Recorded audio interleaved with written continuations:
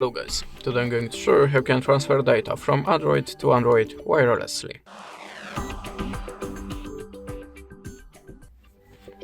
So in the first step, open the Google Play Store on both devices and install Send Anywhere app. After that, open it.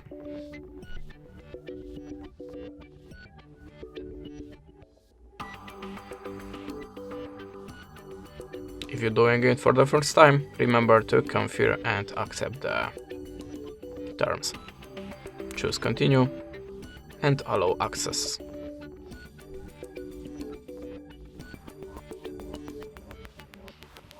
Now choose the data that you want to transfer by clicking the Send section. Now you can choose the tab like Photos, Videos, Recents. So just select any file that you want to share and click on the Send. Now tap on the Receive on the second phone and enter the number from the first one. Click on the Receive button and transfer process starts automatically, and this is the way how you can do it.